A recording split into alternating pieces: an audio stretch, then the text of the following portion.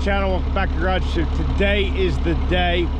It's the day we've all been waiting for. Well, it's not the day we've all been waiting for. We want to just see this thing at the track.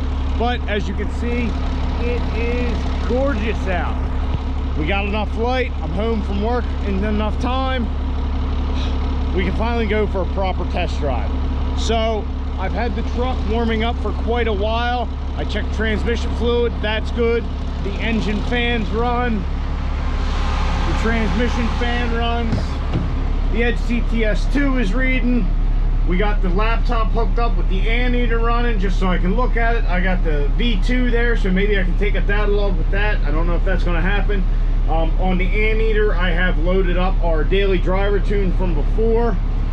I have 10 gallons of diesel in the fuel tank, or in the fuel cell, so we won't run out of fuel this time. I even have our license plate on there, so that way we are good to go. Hopefully we don't have any issues with hopefully the license plate doesn't come up, you know what I mean? So I'm ready. Let's rock and roll.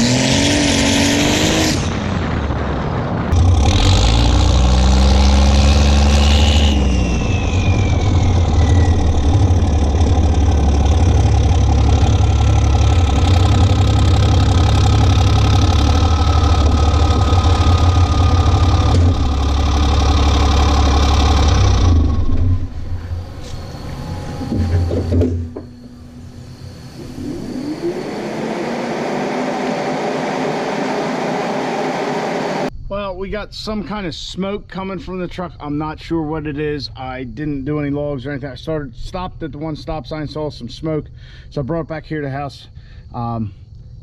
Everything seems fine. I don't know what exactly is smoking, whether it's oil that has come out of this CCV delete, which we should probably just put a catch can on there. I don't know what's going on right yet. I got to track down the issue, but other than that, everything was fine. Transmission was starting to get a little warm too. That's another reason I made sure to come back to the house and didn't do any boosted launches or anything. Let me investigate. All right, before I shut the truck off, I want to show you one thing in regards to the transmission, and we'll talk about it after that. See the converter temp? That got a little wonky.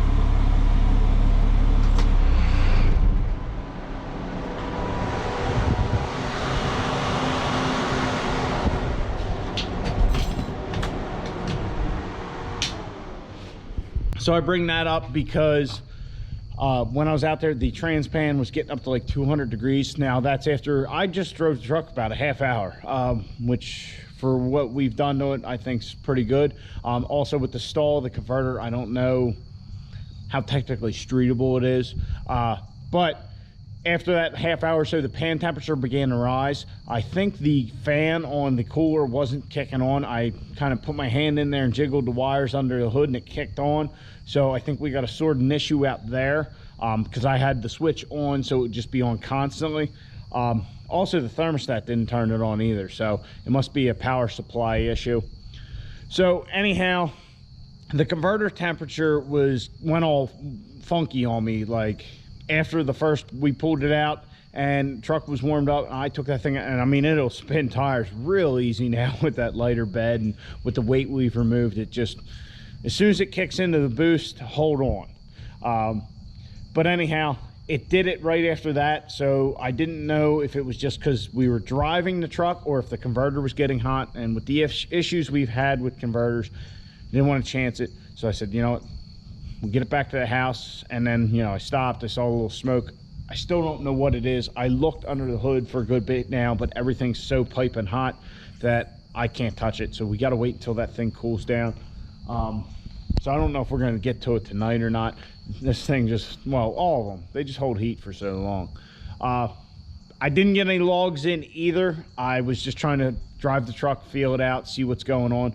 So really the only thing we can do is check for leaks. I really would have liked to get some logs because I don't know if it's an issue or it's just a lot higher than I expected. Turn the CTS2 on here.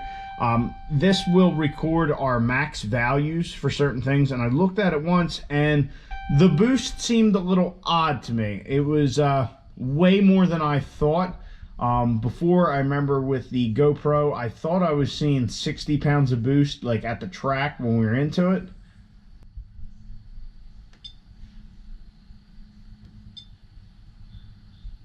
And as you can see here, it says we got up to 81 pounds of boost.